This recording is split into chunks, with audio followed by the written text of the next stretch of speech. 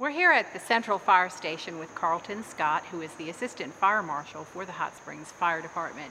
How are you today? Doing great. How are you? Fine. A little warm. It is a little warm. Summertime. It is a little warm. Yes, and this is the time of year to talk about summertime fire safety. There are several areas that we can cover today that people tend to overlook or simply forget because they're having fun and they're with their families. Sure. Right. We might want to start off with grilling. It's the summertime, the all-American pastime of grilling is everywhere, but sometimes families forget a few safety tips. Yeah. When you start to grill, if you're using a gas grill, remember to always check for leaks. And the way to do that is use a water and a soap solution to spray on the connections and the hoses to make sure it's not leaking.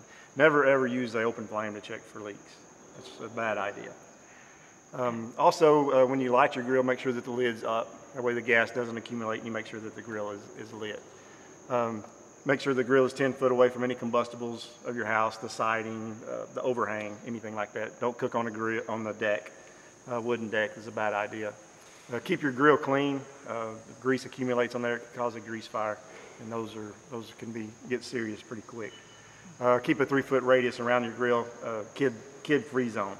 Make sure the kids stay away from there. We don't want anybody getting burned. And pets too. And pets as well, yeah, absolutely. Mm-hmm. What about just simply walking away from your grill for a little bit? Yeah, never leave your grill unattended while you're cooking.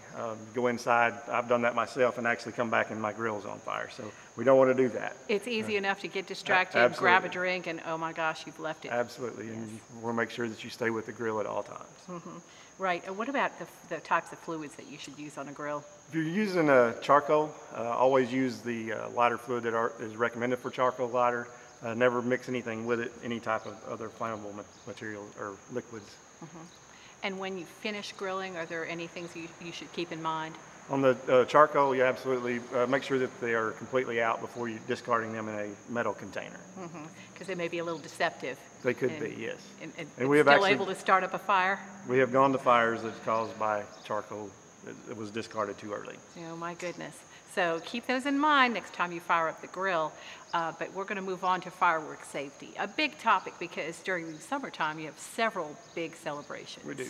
And of course July the 4th is coming on. We have Labor Day coming up. We'll have a public display on Labor Day that everyone can enjoy. But remember that inside the city limits, the fireworks are prohibited. I know this past July we've had a lot of complaints for fireworks in the city, and just remember they are prohibited, and the police department will be stepping up patrols for that in the coming months.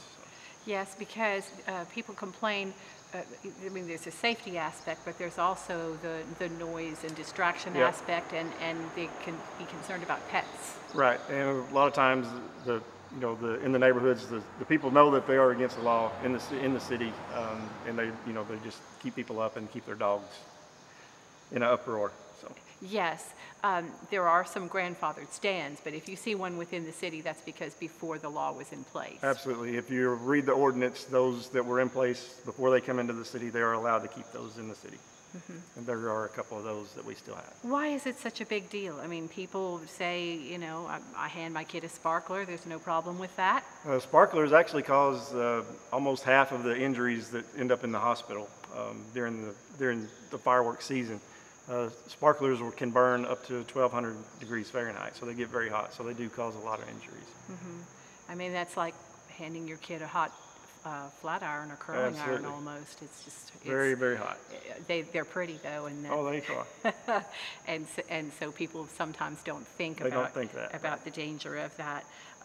Yes, we know that there are many permitted displays. Are you involved in issuing the permits for those? Yes, actually they have to go through the state fire marshal's office as well. They have to be approved through them and our office and the police department as well. I'll have to sign off on those. They have to have liability insurance and be a licensed pyrotechnician to do those. So the beauty of that is you can save a lot of money, keep your family safe, and go to one of the approved fireworks displays. Enjoy the professional displays. You'll make your neighbors a lot happier too. Absolutely.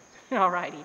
Well, let's move on to one other area of fire safety during the summer, and that's outside burning. A lot of times people are out in the yard clearing maybe big piles of brush, things that they want to get rid of by burning. What do you suggest? In the city limits, of course, we discourage burning inside the city. However, we do have issue burn permits You can burn only yard waste, leaves, limbs, sticks, things like that. No treated woods, 2x4s, anything like that.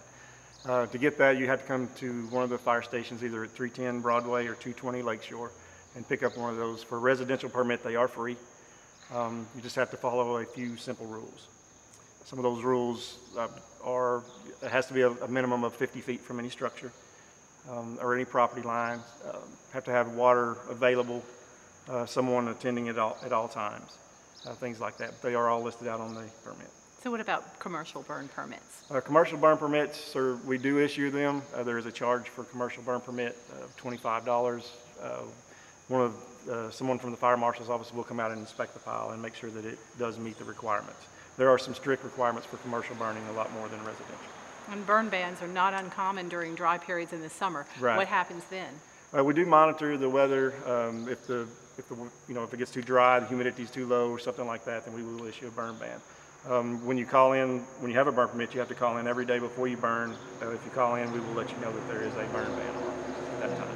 Very good. And there are lots of reasons to not burn within the city limits.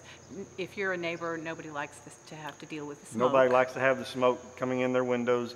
The City of Hot Springs offers service where they can come pick up your limbs and your leaves and that kind of thing. We definitely encourage that. Yes, what a great alternative, free of cost to city residents. All you have to do is place these items by the curb, and our solid waste department is happy to turn that into compost, Absolutely. Which you can then get free if you shovel it yourself, put it in your garden, and watch your summertime vegetable garden grow, or your landscape can benefit. Definitely a service that we recommend. Yes, and that's how city departments work together, where we give you a great alternative to that open burning aspect that really doesn't have to take place when you can do something more beneficial to the environment. Right. Right. Well, thank you for giving us some safety tips. Do you have anything else to add? No. Well, certainly you can call the fire department on the non-emergency number if you have any questions. That number is 501-321-6970. Right, that's the non-emergency number, but don't hesitate to call 911 always if there is a suspected emergency involving fire. That is correct. Thank you for helping keep our community safe. Thank you. And all the members of the fire department for the great job that they do, not just in fighting fires, but also in educating the public on how to keep our homes and our families safe. Next week, we'll bring you more city news.